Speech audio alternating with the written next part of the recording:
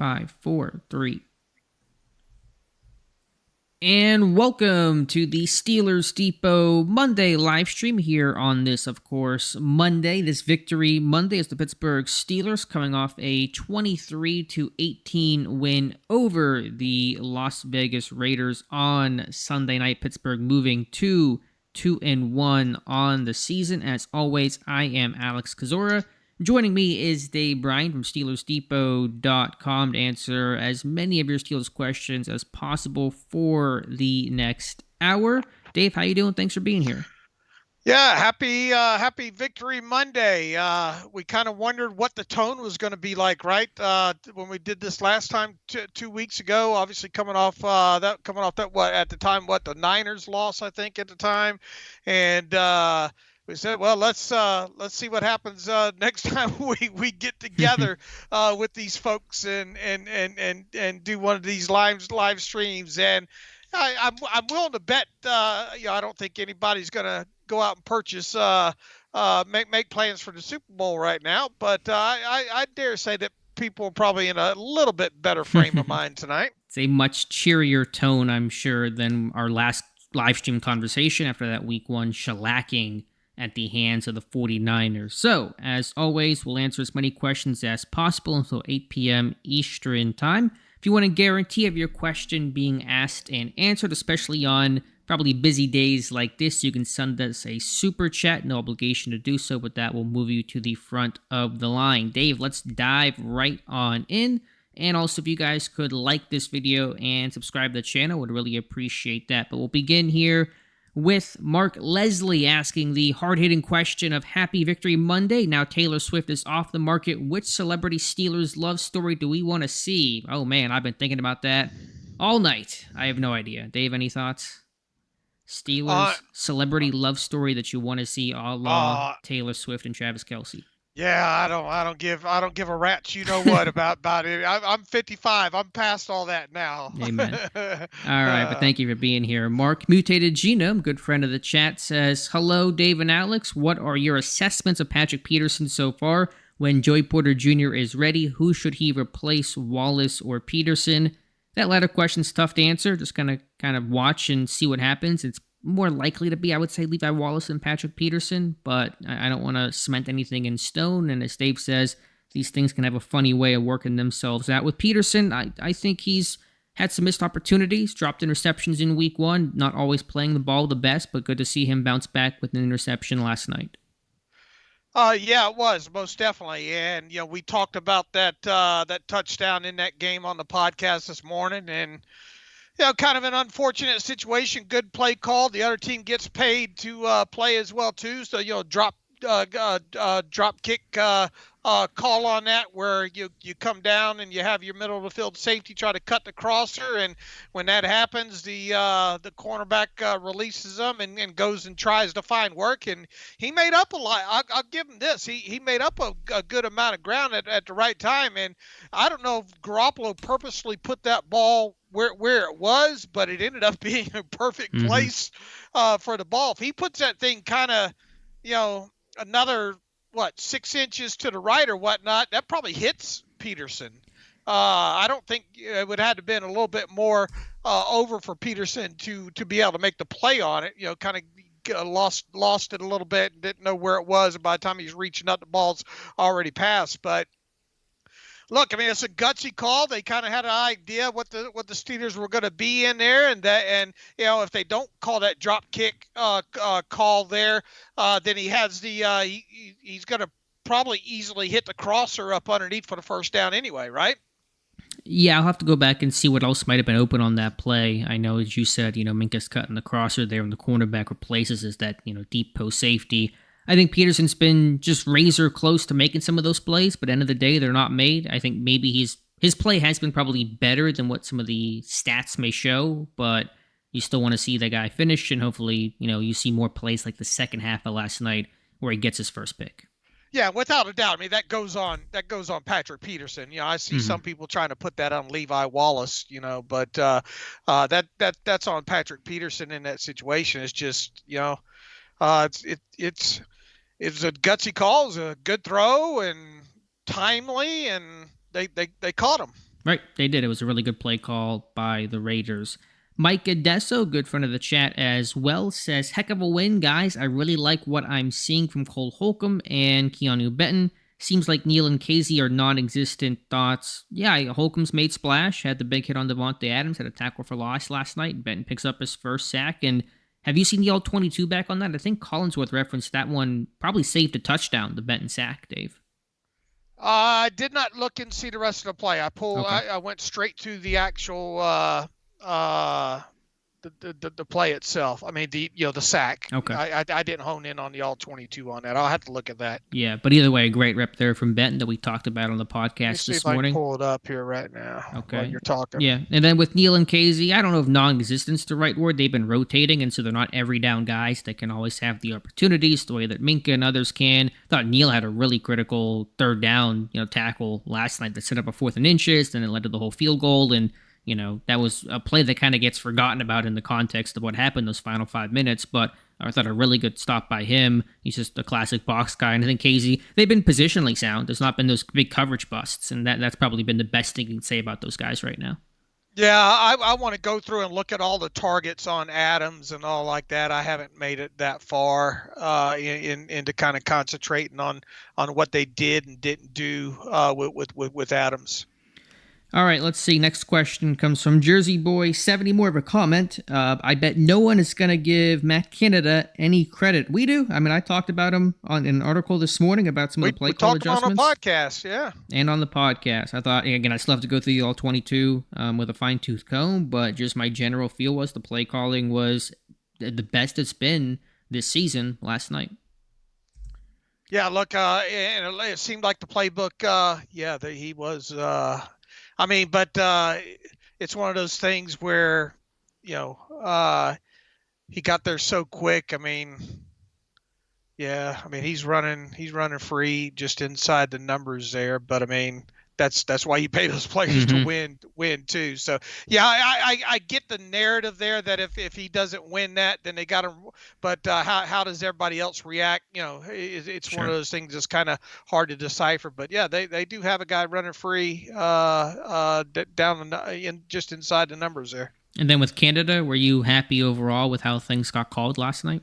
Yeah, especially once they got in sync there, especially in the third quarter. They had, I was just playing with some numbers, 133 net yards in the third quarter, Alex, on those 2 drives. And they had, what did they have, 333 net for the game or something? So a third of their net yards came on those 2 drives in the third quarter. They had some pretty big, pretty decent sized plays within that as well too. It just felt as now look, it obviously didn't start out great, right? 3 and outs, and then they just didn't seem to be same old Steelers for the first couple of drives there until they hit that big play to Calvin Austin, and then they kind of got loosened up a little bit. And look, Kenny could have made things worse there. Peters dropped that easy pick 6, had some miscommunication there.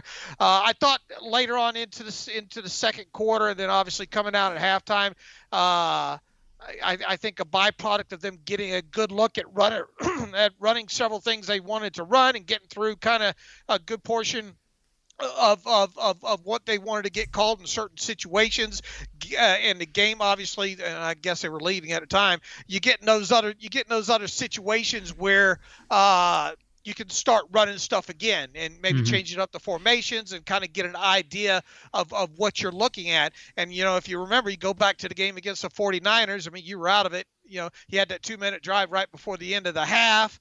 Then you basically were out of it as soon as McCaffrey busted that long run with you. So you kind of you couldn't get things that you wanted to get done in that game. And then just kind of the ebb and flow of the Browns game wasn't great overall as well either. This is the first true game where I think you go into that second half and you're able to say, hey, let's run through some of this stuff again, and if we get this, we can do that. So I think that's where you're able to see some, where it felt like you got some pages of the playbook getting put back in there, so to speak. There now, look, they have warts. They've still got the straight. This running game was better. They had just over 100 yards on the ground on that. But those are some hard-earned. That's one of the hardest earned 103 or whatever yards that you'll see in a little bit, I think, overall there. And, look, Kenny Pickett was good. 6 of 8 for, 60-something yards, and was it one touchdown off of that? So there were some positives to build on, obviously, offensively. And now let's see if they can do that. Right. I mean, as you mentioned, the playbook really opens up when you have a lead. You're in control of the game. You're dictating pace and tempo. You're more successful on first down. You're getting drives going, and really things start to flow. And there's a lot that could be said about that. And I know the Raiders defense is not nearly as talented as the Browns or the 49ers, but I made the point on Twitter and on the podcast that your short week, Monday to Sunday, really physical game against the Browns. You're on the road, West Coast, where you rarely win. In the NFL, it's just hard to win games, no matter what the circumstances are. I thought Pittsburgh, just on paper, had some of those things working against them. So to come out and be victorious with everything that you're dealing with, I think is really impressive, regardless of the quality of the opponent.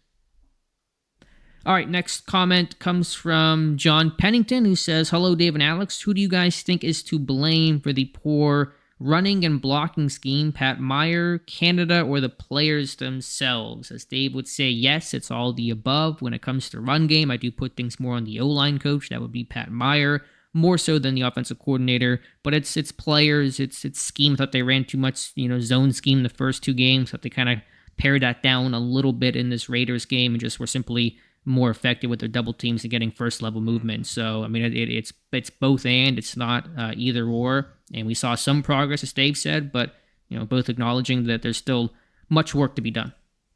Yeah, and look, you still had, and it's a collective, but 10 negative plays when you count sacks and penalties and take out the kneel down and all like that. Now, if anything, they had, I think, 8 in the first half and 2 negative plays in the second half, so that was good. But those 2 negative plays came right at the 2-minute warning in the fourth quarter, right when you don't beat those negative plays. That's when they had their 2 of the second half there. Once again, part of building on what they've done at this point. I mean, it's obviously multifaceted. I mean, they're not going into building this week thinking, oh man, we got everything on track. Thank goodness. You got to continue to work on that run game. And how many times did you see the guards pull?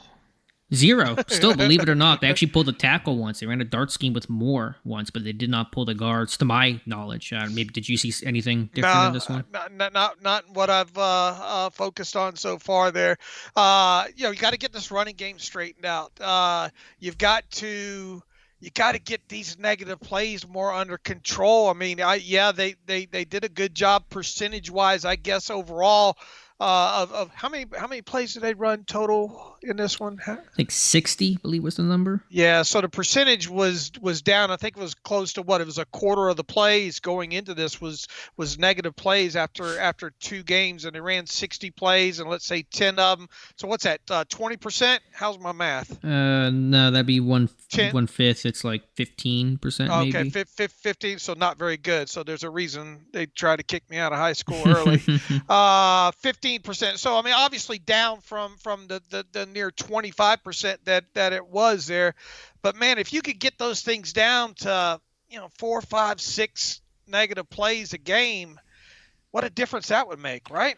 I do wonder, where are the best offenses in football at in terms of negative plays? What is the bar to be searching for? I'm all about relativity in the NFL. I know, yeah. I think the Eagles, I forget the stat, I saw Fran Duffy tweeted out that I believe Kenneth Gainwell and DeAndre Swift don't have a carry for a loss this year. They're 2 of the 3 backs in football who don't. So I assume the Eagles have a low percentage of negative plays, but I don't know exactly what is a great number. Probably I don't know, 5 to 8% is probably the number that puts you in that elite echelon.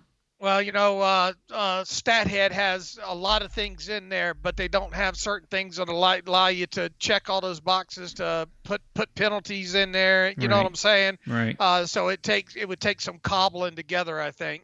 I'll have to look on SIS and see if it'll give me the ability to do it, but I don't think it will. Yeah, I'm sure there's a way you can maybe manually have to do some Right. legwork, but probably could cobble things together. Maybe for a bye week is probably a good time to do that. Got a $5 super chat, our first one of the live stream from our friend Quality Colas, and I apologize if I mispronounced it, but I've certainly seen you here before, and we appreciate that. I see a comment associated separately. Says, hello, everyone. Great podcast today. Dave and Alex, keep up the great work. Hashtag keep stacking. The Steelers are stacking. Dave, we're going to keep stacking as well, and we thank you for the super chat there. All right, back to the questions. Says a fellow Alex, how would you guys feel about giving Nate Herbig a chance to play center over Cole? I got asked that today by a buddy. I'm not there yet. I think Cole has definitely struggled, but it's not like Herbig's a natural center, and I'm going to keep riding with Mason Cole for now. Yeah, I'm with you. I mean, I understand the premise, and Cole hasn't. The start of this season, obviously, from where he kind of left off last year, I don't think is there, but I don't think that you're going to see them move that direction, and with good reason. Right. Josh D has a question about Desmond King. Says, now that Desmond King is getting a hat for games, do you think he will start seeing some defensive snaps? Sullivan is not really offering much on his nickel blitzes or run defense. Dave, you talked about this in our group chat today. What are your thoughts there? I understand everybody. Well, let me throw out there first and foremost. I wasn't totally convinced that he was going to get a helmet for this game because obviously I was believing that they were going to still dress 5 wide receivers with Gunner out, so I was pretty convinced that Dez Fitzpatrick was going to get a helmet in that, and had he done so, then you probably weren't going to dress a corner in this game. I thought maybe they would let Calvin Austin III return kickoffs, but as it played out, I think the sole reason to give Desmond King a helmet Sunday night was to do what he did, and that was be the kickoff return guy and not put so much on Calvin Austin, because you were dressing 4 wide receivers to not give you ability to not put too much on Calvin Austin's plate as far as that goes there. Obviously, Desmond did not see the field on the defensive side of football. You got to still remember he's still relatively new overall. For him, in a normal week, which I would not call Sunday a normal week, because you had you did some maneuvering and you had some elevations there, and you had a little bit of leeway when it came to the inactive list. But if it's not injury dictated as far as the inactive list goes moving forward per se, there's going to be one. There's more than likely, if you keep the 11 defensive backs on your roster, there's going to be one inactive. So it's probably going to come down to Desmond King and Chandon Sullivan. And here's the thing. People say, well, just put Chandon Sullivan on the bench. Okay. I get that side of the argument, I guess, as well, too. But you got to remember, Chandon Sullivan's played 41 or 42 special team snaps through 3 games. So and that's not really Desmond King's forte per se. Whereas you could say that Chandon really doesn't give you that much anyway, but I mean Chandon's been out there for 40. If you went that way, then you're going to have to do so to be committed with Desmond King would replace Chandon Sullivan in those packages, and then second, you're almost committing yourself to Desmond King being part of special teams for what Chandon Sullivan's doing. So I understand the push and all like that, but if he does see the field, then it feels like it would be a 1-for-1 for Chandon Sullivan, right? Yeah, that's my guess, too. I mean, to the question, he was getting ahead, as you said last night, really for the return work, which it takes a lot for Mike Tomlin to put a defender out there, but they really didn't have many other options. And I know people think, well, Calvin Austin's a return guy. He didn't do kicks at Memphis, and he really hasn't in the NFL. Obviously was, hurt all last year, and, really didn't get a ton of work there this summer. He's a punt returner, but he's not really a kick returner. They are different skill sets, so that's why they went with King. we'll see. Assuming Olszewski clears protocol this week, what happens for Sunday? Does Olszewski get the hat? Does he get a redemption opportunity? Does King remain the guy? I'm not really sure, but I don't know if Pittsburgh, activating King last night, giving him a helmet, was anything about defensive capability. It was really about the return aspect. All right, got a couple of super chats I want to get to. Also, 101 people in the chat, so thank you guys so much for the great turnout. 20 minutes into the live stream. Be sure to hit the like button to bring in even more of Steelers Nation. Dave and I would really appreciate that. Uncle BB94 says, favorite Mortal Kombat character. Dave, do you play that growing up or any of that stuff? No. Same I here. didn't. I Occasionally I throw some quarters in there or whatnot, but not enough to have. I unfortunately didn't do that. Yeah, not my thing. So sorry there, Uncle BB. Don't have a good answer for you, but we thank you for the super chat. And thank you for hanging out with Dave and I tonight. Michael Limbacher says, what is generally the proper technique for a tackle when tight end is chipping on an edge? I saw Chooks drifting back quite a bit when the tight end was chipping Crosby. Yeah, that's a fair question. I don't have a perfect exact answer to that. You got to be careful because sometimes, when those guys chip, the DN takes a different path, and you have to, make sure you're not oversetting. We've seen running backs that chip and actually hurt the tackle because the DN gets bumped inside, the tackle's not expecting it, and the guy actually wins because of it. So, you have edge help there, so it's probably a shorter set. You're not worried about losing the edge as much. You're just kind of being patient and hoping that, with a chip and you kind of just having, a solid pass set that's not super aggressive, that the ball's going to be out by the time that guy has any chance to get to the quarterback. So I don't have the exact detail to that. I'll have to go back and kind of watch what you're referencing there, Michael. But it's just kind of about, making sure you don't get beat inside and just, allowing enough time to go by where that ball is going to be thrown. Right. All right, but thank you for the super chat, Michael. I'll scroll back on up here, and let's see what else we have. I got 100 people here in the chat, so again, thank you guys for that. Captain Spartan04 says the top candidates to replace Matt Canada. He rattles off Jim Caldwell, Pep Hamilton, Spencer Whipple, Byron Leftwich, and Darrell Bevel. Darrell is my favorite currently. Dolphins pass coordinator and lots of experience. Dolphins hanging 70 on Denver yesterday. Yeah, I'm not thinking too much about replacements for Canada. Good game overall last night. Probably a conversation to have after the season. Yeah, I don't have time to dig deep into any of that.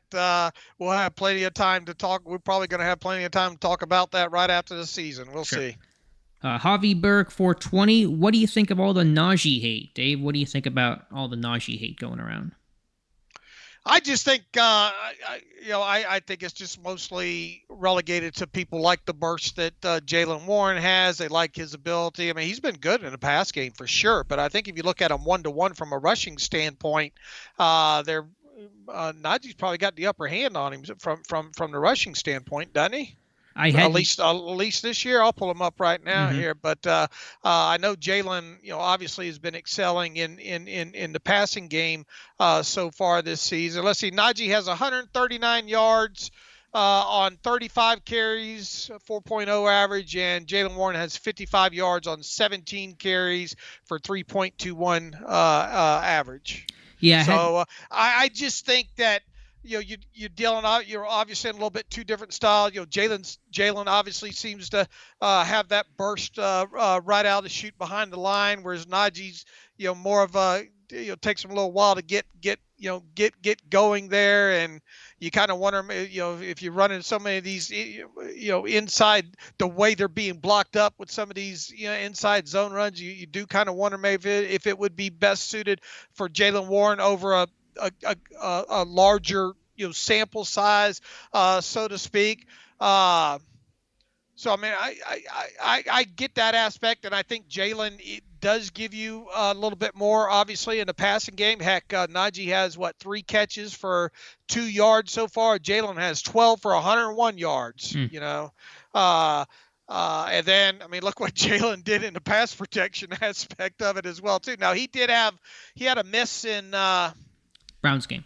The Browns game and all that was, missed assignment and all like that and all. But look, Jaylen's a fine back. I think and how many snaps did those two split yesterday? I think it was pretty close, almost 50-50, Yeah. I believe, with the numbers on those two. Yeah, you'll probably see, something probably about, let's see, Najee played 31 and Warren played 28. I don't know. You might start seeing percentages around that moving forward. Sure. I mean, I'm a big Jaylen Warren fan. I love the player, love the story. I think he is more explosive. I think he's great on pass downs as a pass protector and receiver and effort guy. And so I'm really happy for the role there. But I do think the Najee hate has been too much. I mean, this guy I thought ran super hard last night statistically. I hadn't checked the more advanced numbers after the Raiders game, but I know going into it, and probably still after the fact, that Najee was more successful in basically every metric, whether that's run success rate, yards per carry, yards after contact, big explosive runs, that kind of stuff. He's been better. He just outproduced Jaylen Warren. It's not a knock on him. The line has struggled, but those are the numbers. I was listening to Pro Football Talk this morning between Mike Florio and Chris Sims, and first thing they talk about is how much better Jaylen Warren is than Najee Harris. I'm like, that's how you're going to recap this game? Like, there's so many other things to talk about than just kind of this tired talking point. So, I think it's probably been a little overdone by the media. Yeah, look, I said that I thought that they had to find ways to get Jaylen on the field more, and they're doing that. You know? But I think people didn't realize, he was a third down back last year. He's a third down back this year. There's plenty of times he's getting opportunities to see the field. Right. All right, let's see. We'll go on to the next question here from John Horvat. Says, hey, Alex, I remember last year James Daniels was moving around to different O-line spots at the end of games. Did you notice this yet this year? Well, you couldn't find that out in week 1 because I didn't kneel down. But I had checked after the Browns game, and I took a glance after the Raiders game. I've not seen them flip spots in the way that James Daniels was kind of playing musical chairs on kneel downs last year. So that may be done, but he has not moved. Let's let them string together a couple wins before we start playing around like that and getting a little bit too cocky, For sure. Joshua Dade, actually, before that, we got a question there about really a comment. Horrible officiating, comment, please. Yeah, I don't think the refs were great last night. The Minkah Fitzpatrick penalty was very questionable. 2 missed, to me, forcible contact made with Kenny Pickett on the helmet were missed by the officials. Not great overall. Yeah, I didn't think the officiating was great overall as well too, and they had to pick up a couple of well, thankfully they did on a couple of those, right? Yeah, the whole thing, the Minkah. Yeah, it wasn't great, and you would have that. I mean, it's a talking point anyway. The Minkah hit and all like that. It really would have been a talking point had they somehow found a way to snatch defeat from the jaws of victory in that one there. And look, you're going to be interested to see if Max Crosby gets fined, and we'll all be waiting Saturday afternoon to see if Minkah gets fined. And obviously, if Minkah does not get fined, that probably means that he probably didn't deserve that flag either there. There were a couple other more what I would consider much more egregious penalties, like the Kenny about needed a nose job there from Max Crosby, and I think there's 1 or 2 other ones with some hands in the helmet there. But yeah, it wasn't great, but it will be interesting to see. I mean, they're doling out. I don't know if it's up. Is it up or down from last year through 2 weeks? Well, they didn't release numbers the way they did this year, last year, so true. I don't know. But there's been an emphasis on some of those lowering the helmet moments, and so I imagine it's actually probably been up compared to last year. All right. Does that lead you to believe that they're going to find Minkah? My guess is yes, but we'll see. I mean, I wouldn't be shocked if they didn't, but I'll certainly be watching for that come Saturday at 4:00. He'll appeal it. He will. Would he win it, though? If he's been flagged for it and fined for it, I don't know if the appeal is going to work, but maybe. It worked for Quan Alexander until they got him again after this Browns game, so still paying out the wazoo. All right, question from, what do we have here? Joshua Dade. Good evening, guys. Thanks for all you do for the Steelers fan base. Thank you, Joshua. My question is, what do you think of the Canada promotion a la Keith Butler? And you brought this to my attention a short time ago, Dave, that Mark Cabali from The Athletic is refuting that report from Jordan Schultz that was saying that Canada is going to have a more prominent role working with Kenny Pickett on a daily basis in some sort of increased capacity. I don't really know overall. All I know is that he's the play caller. It's not going to change the equation of should Canada be kept or not, so we are where we are. Yeah, now you got a he said, she said, right? Yep. So, I mean, my first when that report came out yesterday, what was it morning? Mm-hmm. I thought, yeah, that don't sound right. But I mean, who knows, and who told who what, and I mean, as you mentioned, if they were going to do anything, would it make sense to bring Canada down out of the booth and on the sideline? And if he does want that much more contact, and obviously that didn't happen. So I got to be honest with you. Past once the game got started, I haven't thought too terribly much about it. Same. I forgot to even talk about it on the podcast today because it's just so Right. other things to talk about. And even if there is some sort of slight change in reshuffling, it's going to be minor. It's not going to make or break Pickett or Canada or his job or this team's season. So if we find out more later in the season, we'll talk about it. But for now, just kind of moving on. All right, next question comes from David Kapoor, who says, "Who was your player of the game?" I was thinking Presley. I'm going to go Harvin too. I mean, that was legitimately a historically good game for a Steelers punter. 6 punts, 53.8 yard average, field flipping moments for him. Harvin has been really good in back-to-back weeks. Oh, that's a good one. I mean, he did have some key punts at some key times, especially that last one too, right? Yeah, that was big. I mean, the game was probably over either way, but still a great way to cap that. I mean, you can go Pickett, you can go Watt, you can go Calvin. A lot of names here. Yeah. I will give it a 3-way. I'll give a 3-headed star of the game. I'll give it to Pickett, Watt, and Harvin. All right, there you go. And let's give it to the pilot that got the Steelers home. That was a fun, quote-unquote, fun overnight for the Steelers, having to make an emergency stop in Kansas City, but they got wheels on the ground at about, I think, 1:30 or so this afternoon in Pittsburgh. All right, let's see what else we have. Luis Cervantes, thoughts on Benton. Thought he was great last night. Yeah, he got constant pressure. I think I had him down for 4 pressures in this game. I think they're all kind of concentrated to maybe the third quarter or so. So the sack was great, as we talked about. Good reps for Keanu Benton. And I mentioned about his need to show power. And then I saw the clip from Josh Carney about that long arm pushing back Parham, the left guard. So that's what I really want to see more of from Keanu Benton. When was his first snap in that game? It took a while for him to show up on the all 22 reel. What, you got the charting done? Is it in front of you? I think I can pull it up. I don't know if you guys will see it or not. I don't think you'll be able to. So let me just pull it up here. And he didn't start, and it did take him a little bit. You're right about that. So just kind of give me 1 second here, and I can try to sort through. How many snaps? What would we say? 21 snaps for Ben? 20 something. See, all I do is I use these live chats to get more information. I get Alex on the phone. I get more information out of him. Long con over here. Let's see when Benton's snap count was roughly 21. Okay. 21 snaps. I'm showing 6:12 in the first quarter to be the 12th play of the game that he got his first snap in. Okay. It seemed like it was a little bit later than that, but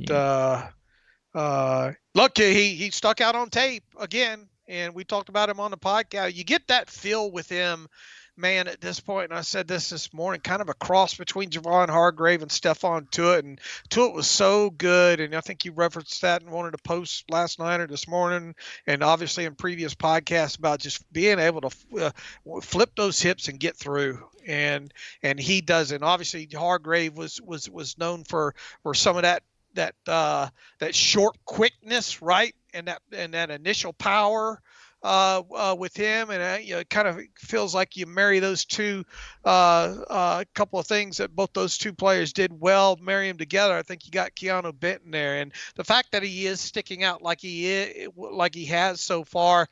What has he got? Like 60-something snaps on the season? I have to look that up here real quick. But I mean, Baldy had a Baldinger had a thing on him. I think it was last week on him, and I think we've talked about him a few times already on since the season started here. So he definitely is on a good track overall. Let's see here, defensive snaps for him, 78 snaps so far. Okay, yeah, he certainly rotated in. It's not been a full complement of snaps, but he is a nose tackle as a backup, so you're not going to play 50, 60 snaps per game, but he's been getting worked in, and his game is growing, and hopefully the snap counts will be on the rise for him. But yeah, I mean, Carl Dunbar, the D-line coach, his whole point is, can you turn your hips and get vertical? And he can do that. I mean, he's got really loose hips for a guy his stature, and that's a pretty rare trait to have for again, his build.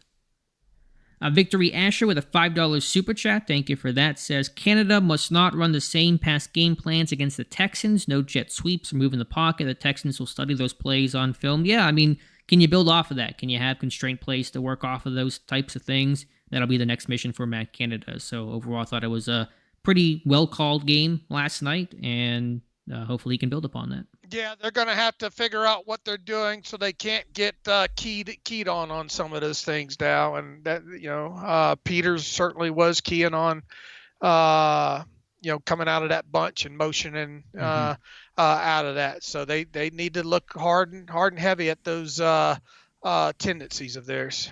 And hopefully I know the coaches talk about trying to tune this stuff out, and I'm sure Canada's not on Twitter looking at his mentions and all that kind of stuff, but did you see him after the completion to Robinson last night on that 3rd and 2? They had that shot up to the booth. He looked a nervous wreck. He was really looking in rough shape. So maybe just good for him to kind of have everything just be a little bit calmer for a week and have some stuff to feel good about. He needs some. Need him a pack of Camels up there, right? He really did.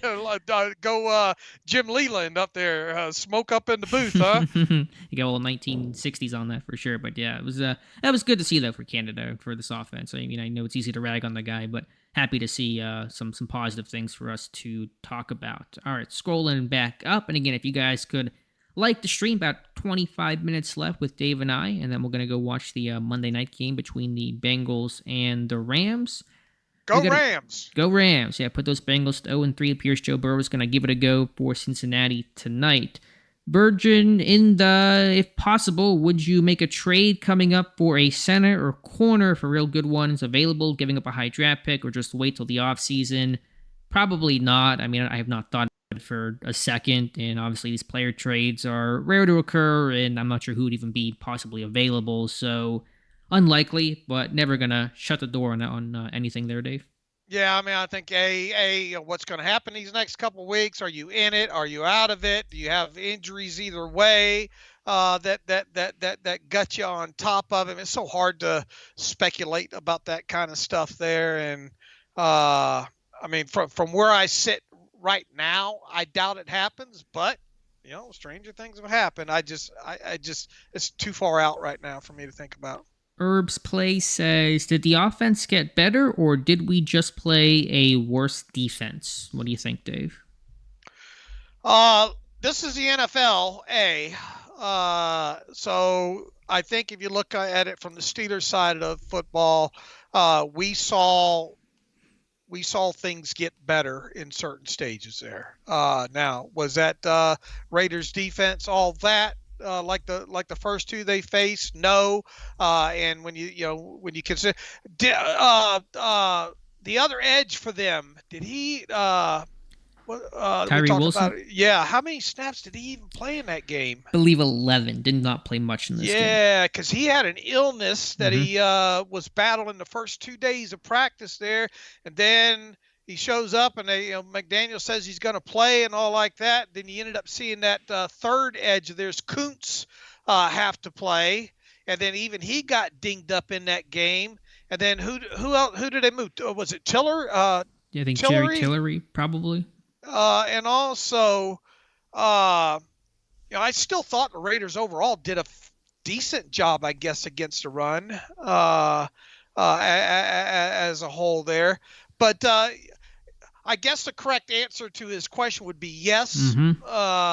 Yeah, we saw some improvements in the Steelers offense. Yes, that it wasn't the quality of defense that they had faced in the first 2 weeks there. And as we've made sure to point out, there are still warts on the Steelers' offensive side of football as well too, with the negative plays and definitely the running game. Even though it got 100 yards in that, it still looked clunky for the most part there. So yes. I think that's the right answer. I think it's the only answer. Yes, I think the offense did get better. I worked my way through that one. To get to a simple one word, yes. But you're right. Offense did get better. It was a worse defense. What does that mean long term? We'll wait. We'll see. but there were some strides made, and hopefully that can continue against the Texans. But again, I'm not going to take anything away from this team because the offense has been bad, and so it's not like they were, blowing teams out, hanging 70 like Miami, and, you kind of expect that from this team to have some success. They had not had success so far, and so they're going to celebrate that, and hopefully it keeps getting better.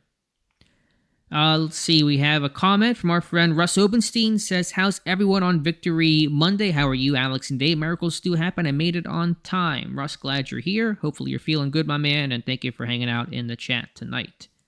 Let's see. I was just last night went a little bit smoother than it felt normal for us post game. Even though I still didn't get to bed till late though, but I was able to get through the TV copy. And first thing this morning, the All 22 was sitting there and was man, it's like having a Christmas once a week, isn't it? Yeah, it's pretty good. Yeah, I saw you already going through the tape this morning. I'm like, I know Dave's a happy camper because the All 22 is up and he's rolling through some of the sacks last night and some good tape to watch. Tim Chase, why is Pat Frymuth such a terrible blocker? His best block was when he ran into Washington. I mean, he's not a huge guy relative to tight ends, and I don't know, just maybe the play strength, inline strength isn't there. It's just not his calling card. Man, they're tight ends overall right now. I mean, Washington included. The pass blocking's been a lot better than the run blocking. That's part of and look, the offensive line's got their problems as well too. But you want to talk about things to definitely work on. And unfortunately, with Freiermuth, when it comes to an end of the line guy and a run, I don't know if you're going to see that much more improvement from him in that part of his game there. But obviously, one of the calling cards on Washington coming out was that run blocking, right? And are they asking him to do too much on the move? No, I just think he's a rookie, and even though he was a more NFL-ready type of tight end, it's still a tough transition to make, and he's got to work on leverage and his technique, and you kind of get by a bit on some of that just freakish size and length that he has at the college level. You can't do that at the NFL level, and some of those base blocks, he's going to have some issues, and I think Pittsburgh kind of asked a lot of it out of their tight ends in the blocking scheme as well, so that's another component to it. So I think it'll come, but I expected it to be, kind of rocky, kind of, mixed bag at times for Darnell Washington. I think it has been. Would like to see Muth get a little bit better, though. I don't know how much better he's going to get at this point, but I there might be a room for a little bit. I think there is room for a little bit more improvement when it comes to him. But I just think the tight end position group as a whole through these first 3 games hasn't done a great job blocking. No, I agree. I think it has run blocking. Pass blocking has been better. I think run blocking with the tight ends have been a big issue, especially in those first 2 weeks. Faceless Man says, why didn't we go for a field goal to extend the lead before the half with 2 timeouts and 50 seconds left? I mean, Tomlin not asked about that, but the obvious, implication there is I think we had the lead, whatever the score was at halftime. Pittsburgh was up. Let's just go into the half there with the lead, not risk a mistake there that might get the Raiders a play there before the break. I wasn't fond of that. No? Where did they get the ball at to start that drive? They were kind of backed up, though, weren't they? Where was it? Hold on. I mean, it was inside the 25, I'm pretty sure. I don't know exactly where it was, but it's not like they weren't at, the 35 or 40 or something where you feel like get a first down or two and you're in Boss's range. Let's see here. It was at the... at their 20. At their 20. It was the last play, yeah. Yeah, I mean, I thought the Raiders pass rush were starting to, make some hay, and you don't want to pick a guy that got hit a lot in the first half. So I'm okay going to the half the way that they did. I mean, what are you thinking? You run a run. If you bust one, then you go hurry up at that point. And, I mean, it was 38 seconds, I think, on the clock. Why not try to hit something for 15, 12, 15, and if you hit it, with that first play, and then get up and hurry up and see if you can't get in field goal range there, Sure, I get that. I mean, it would have been fair to do so, but I'm okay, grand scheme of things, for Tomlin just kind of sitting on the ball there to go into the half with the advantage. And then Faceless Man says, I don't think the playbook actually opened up. He called the same run play 6 times. Yeah, I believe Najee said post-game they pared the run game menu down, but whenever we say the playbook opening up, it's, you're not behind in the half, in the game, the way that they were week one. You're not, so unsuccessful on first down the way that they were against Cleveland. So you're just able to marry your run and pass game concepts a lot more effectively, get into a flow and a rhythm, and probably, as you said, they've kind of worked deeper into your game plan. So it wasn't that Pittsburgh ran a million different concepts, especially with the run game, but they just could stay on schedule, stay on script a bit more, and kind of follow their game plan. Right, and then you're obviously not down. You're getting into different parts of the field, same situations, down, distance, personnel groupings, where it allows you to do something else instead of just coming out and throwing every time. Right. Right. And that's what we mean by kind of opening up. Gives you kind of a second and a third run at some looks after getting a certain look out of a certain personnel grouping. The first time you could come back and say, okay, well, on this down and distance, if we throw this personnel grouping up there, they're probably going to answer with this. If we change, if we make the call where the formation's a little bit different, can we execute something, better the second time? Yeah, I think that's well said by you. Got another super chat or second of the day from Michael Limbaka, who says, not to excuse Canada, but the skill players seem much more underwhelming than most thought. DJ Hurts seems like very little separation. Thoughts? Yeah, I think you're right, Michael. I think this team's missing Johnson, obviously, clearly their best route runner, best separator. They don't really have somebody else that can separate super consistently. Pickens has improved, but it's still not his calling card. Same with Allen Robinson.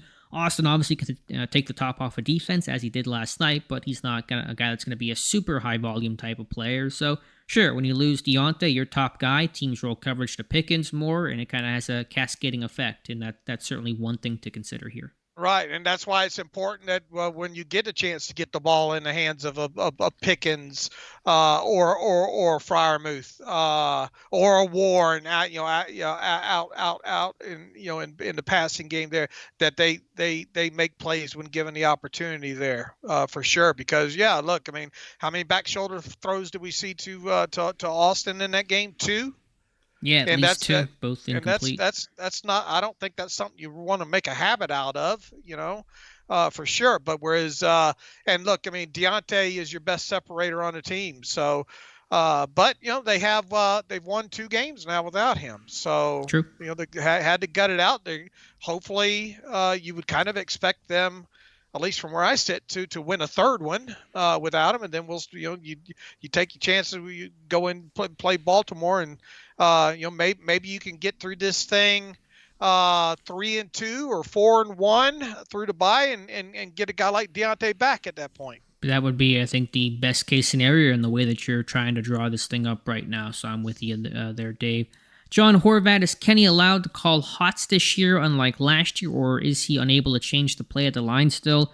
Matt Canada asked about that last Thursday, said that Kenny does have freedom at the line. So, what exactly does that mean, and how does that reveal itself? Maybe hard to say, but according to Canada, Pickett does have that freedom. Right. Tim Chase, $5 super chat just came in. Thank you, Tim. Says, Connor Hayward, not a very good short yardage runner, ran too upright, I thought. Yeah, probably I hadn't looked at it through that lens, but James Daniels getting beat there by Bilal Nichols, pretty good. Blew that play up, and that to me was the core reason why that 3rd and 1 on the opening possession failed.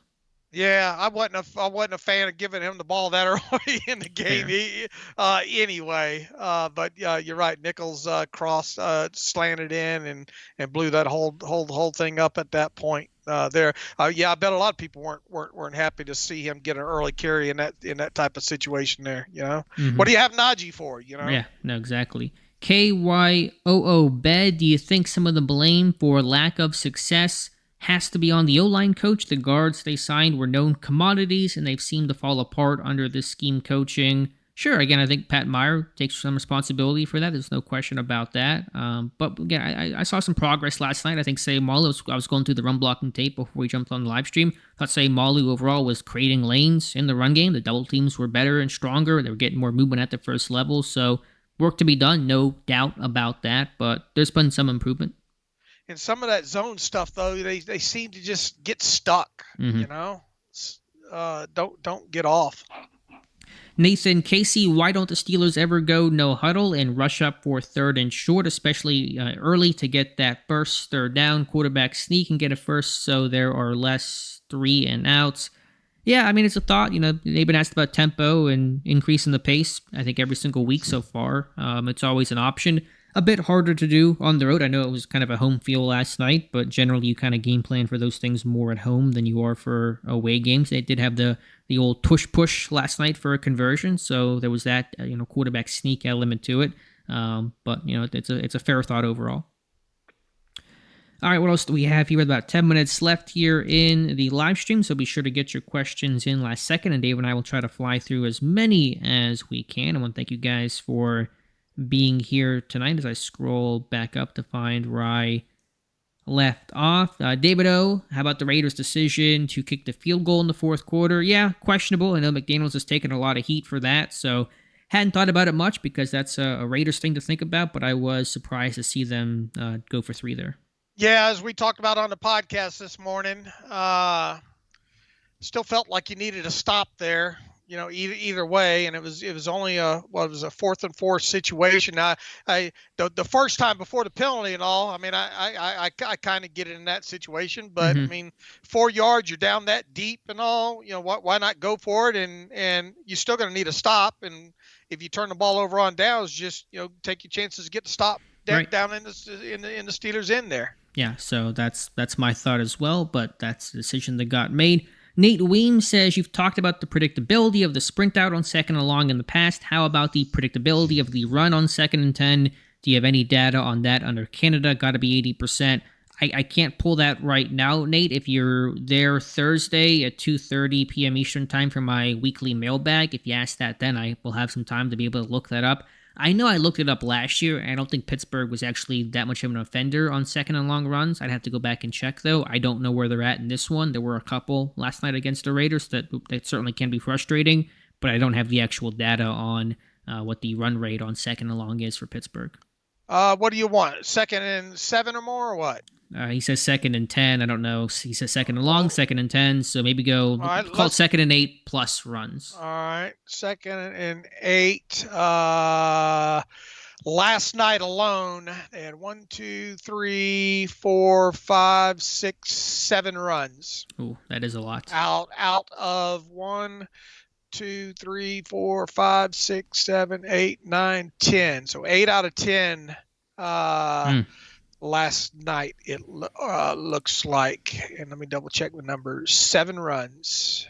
Yeah, so that is pretty high. I did feel some of that might have come late in the game when they're trying to kill some clock, but still, they definitely did have a tendency to run on 2nd and long. Does that apply to the whole season and Canada's tenure? I'm not sure, but last night, certainly understand the question there, Nate. I can break that up for you real quick, too. 3 of them in 3 of those, what did I tell you, 7? Mm-hmm. 3 of the 7 in the first half, and even before the third of those 3 was at 11:08 in the second quarter even. So 3 of their first 4 second and those were all 2nd and 10, by the way, were runs, and then the final 4, 2 of them came in the third quarter and 2 of them came in the fourth quarter. Okay, so definitely a thought and a concern last night, but again, I don't know how that applies to a bigger picture of the season and of tenures of Canada's OC tenure. All right, a couple more questions before we close things out. Mike Odessa, after 3 games, can you rate any of the O-linemen play above the line? Would you, Dave? I mean, Okorafor I thought was good the first 2 games. He was struggling more last night. Say Malu, I don't know, would you call him above the line? Yeah, he was the best of the group, I thought, last night. Okay, what about his play just overall this season? Would that be still above the line? Barely. Borderline? Yeah. Yeah. So, yeah, I mean, it's not been a great showing overall, Mike. Let's see. Do you think the offense plays even better next week? I mean, maybe. We'll see. They're on Houston. They're not, tremendous defense, but they're going to get some pieces back, and Jalen Petre, I believe, is going to return for them. So I hadn't thought about it too much yet, see what the injury situation is, but hopefully they can, stack performances. And look, and once again, it's not like we're dealing with the Miami Dolphins right now here on the offensive side of football. It was better, but there is a lot of room for improvement. And any regression from what we saw last night will give you another L, I think, Mm-hmm. in a heartbeat there. So you definitely want to see it. I mean, you want to talk about room for improvement. There is room for improvement on this offense still. So now the expectation, I would think, would be, sew up these negative plays and get rid of all these second and long runs and like he pointed out there, and they only had two explosive plays in the game. I think overall. And what were they on third down in this game? 40%, which is decent. You take it, but can work on it. 6 of 15. You'd like to get a little bit better than that, obviously. And explosive plays were just 2, I believe. And how many red zone trips? 1? 1, wasn't it? Yeah. You said they've only had 3 the entire season? Yeah, they're 2 for 3 in the red zone. Yeah, I mean, had you told me 3 games in it'd be 66% in the red zone, I'd be like, all right, I'm taking that. Until you told me it was 2 or 3, and I'm like, I know right. They've hit the big plays, granted, but still, you want to Sure. see more trips inside the 20. Right. And so, I mean, yeah, they've got room for improvement in this thing, and you hope against Houston that you see another step forward in there, because once again, if you regress. And look, they Kenny didn't throw an interception. He should have thrown one, but he didn't. Mm-hmm. And they didn't turn the football over, right? Correct. I mean, that, how big a stat is that? I mean, it's an obvious stat, but when you got a young team like this and all, I mean, it really gets magnified. So if you take any regression on offense into this next game against the Texans, and then you throw in a turnover or something or 2 on top of it, you probably are going to come out with an L. So they've got to build on what we saw the other night. There is room to build. 0 turnovers is the reason why Pittsburgh went 7-2 down the stretch last year. They had 1 turnover, or 2 turnovers in the final 9 games of the season post-bye. I mean, it was incredible. I mean, Kenny threw just 1 pick, so you have no turnovers last night. You're +3 in the turnover margin. You got 8 takeaways through 3 games. That's a huge reason for the success so far. Will Kendrick Green play on Sunday? We'll see. If Laramie Tunsil remains out with, I believe, a knee injury, then Green is likely to start at left guard. If Tunsil does play, we'll see if they kick Josh Jones from left tackle back to left guard and put Green on the bench, or could they stick with Green at left guard? Probably would just keep Jones at left guard and start him, but watch Laramie Tunsil, and that'll probably give you an idea about Kendrick Green's status. 10509 says, doing my part and like the stream to do my part for the most criminally underappreciated analysts in Steelers Nation. Religiously watch all your content, but always miss live streams due to work. 10509. Thank you so much for the kind words, and we're glad you could make it for this stream tonight. Thank you, everybody who showed up. For sure.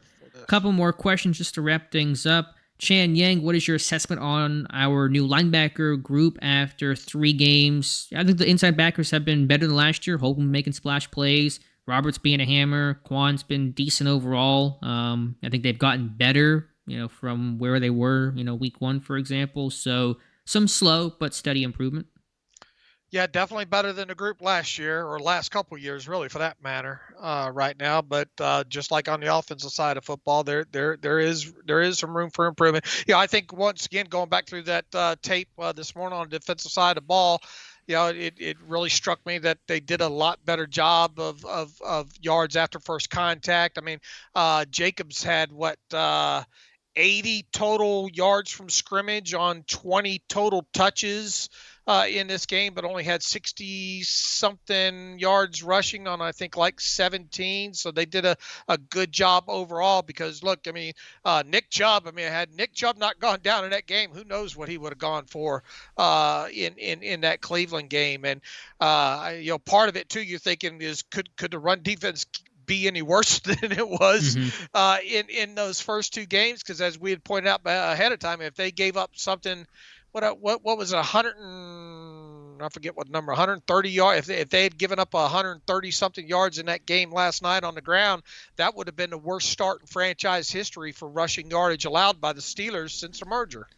Right. That's how bad it's been. Yeah. And had they only run for 60, they would have had the worst rushing offensive output, right, Dave? That was a stat that you pulled on that.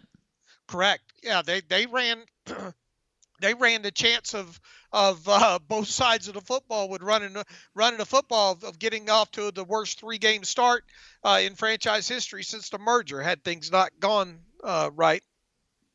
Yeah, but they avoided it, and that's ultimately all the things that matter. It's just the outcome, and Pittsburgh got better on both sides of the trenches in this one. Zygmunt says, when will Dan Moore be replaced by Broderick Jones? Hard to believe Jones could be any worse than Moore in Jones' athleticism. It's coming. Yeah, I don't know when. I mean, I don't think Pittsburgh's in an immediate hurry to make a change there, so I don't know when, but not against the Texans, I'll tell you that much, and that's how I'm taking this thing week by week right now. Yeah, I don't think it happens this week, and maybe not the next week either, but potentially right after the bye. We'll see. It's going to happen. Austin, has Calvin Austin exceeded your expectations so far through 3 games? If so, what has impressed from his game? His blocking, his effort, I think has been noticeable. But I think he's met expectations. I think he was going to be a feast-famine guy, some big plays, some quiet moments. He had the big play last night, so I think to me he squarely met expectations. Oh yeah, so far so good with him for sure. And even on that Pickens crosser on that rub off there, he's down there doing work. I mean, for a little guy, he's not afraid to body up out there down the field, and he did it on that play. And look, it's all about just you ain't got to pancake anybody, just stalemate them, and that's what he did on that one. That DB didn't go anywhere. Right. Now, and I do understand that DB wants to make sure that he forces back inside and all like that, but I mean, that DB didn't even move down the field. He didn't. Hard, and you go back and you look at that again, you kind of wonder, man, could Georgia went up into overdrive there, maybe cut that thing back? Yeah, I guess he got his craziness out from that karate kick. What was that, Dave? What was that? What was he trying to do on that Pickett scramble? Like trying to come back and kick that guy in the face or something? Looked like something out of the Matrix or something. Yeah, could he cut it back? I don't know, maybe. But I know Austin, just get in the way. Just put your body in the way and make the DB fight through it, and Austin did. So, yeah, there's been some hidden yardage created by downfield blocking. And look, he's being asked to do a lot right now with Deontay back. So, that's something else to kind of look forward to when Deontay gets back. What can they do with him and moving him around? Good point. Sure. Kevin Herzog, why do you think Highsmith was less of a factor last night versus the other 2 games? It happens. There's ebb and flow. They got a good left tackle over there in Colton Miller. I mean, Highsmith had a couple wins. Ball comes out quick. TJ was getting his. So, it's not always going to be big numbers every single week. But at one time, Colton Miller on that 2-point conversion held him. But Colton's a big boy, man, strong, and he can drop anchor. And he did on that one. He dropped it while holding on to Highsmith and all like that. But, sometimes you run up against guys that – and he definitely, I don't think, was able to use much power against Colton Miller there. I think Highsmith had a couple of nice run stops, so didn't he? Probably. I'd have to go back and check. He burned Miller on an inside spin. I don't know if you've seen that in all 22 yet, Dave, but I mean, that's the patented Highsmith move, and he beat Miller and the ball just came out. So sometimes you're winning reps and it just doesn't manifest itself on the stat sheet. Right. All right, let's maybe get to one more question from Gary. Do you think the Steelers have a team that can compete deep in the playoffs? I think we're still a ways away from deep playoff run talk right now, just trying to, hold on to this narrow first place lead in the North right now, beat the Texans. The offense is still too clunky. The run defense an issue. They're probably not in deep playoff territory right now, but I'm also not really spending a lot of time thinking about the long view of this team. I'm just thinking about how to get through the next week. Yeah, re-ask that question 2 live streams from now, because we'll be past the bye at that point, right? And we the team will have played the Ravens at that point. I mean, could they go 4-1? It's not unthinkable, I don't think, as we sit here right now. And look, I noted before the season started, I thought the front half of the schedule set up better for them overall. But yeah, I mean, it's way too early. Playoffs, trying to win a game. Just keep winning games now, and then let's talk about it. A couple of live streams from now. All right, let's just look at maybe the last couple of questions that came in, just to be a little well-rounded in the podcast. Chris says, do you think Minka's hit on Chubb last week was influenced the penalty on him last night? Officials in New York in communication with the refs. I heard people mention that. I don't think it did. I'm not buying that. I think they're just putting the onus on forcible contact. Yeah, just protecting the quarterback overly is probably the thought there. And Mike Adesso says, Uncle Dave, I see your boy Tevin Tompkins on my screen right now. So hopefully that's something good. So on that note, we'll wrap things up. Appreciate you guys being here. Appreciate all the support for the channel and for the site and for the super chats tonight. So I want to thank you guys. Be back in 2 weeks and hopefully have some more good things for the Pittsburgh Steelers to talk about. And as always, Dave, thank you for being here tonight. And thank you for putting this on. If you have problems getting this on Spotify right now, I think Spotify's got an issue right now. If you're having problems with that showing up and all, so it's a Spotify issue. But thank you everybody for showing up again, and peace and love to everybody. All right, this will be archived on Steelers Depot in just a little bit. So if you want to replay the live stream, you can go back and watch it there. Thank you guys for watching and hanging out with us, and we'll talk to you soon.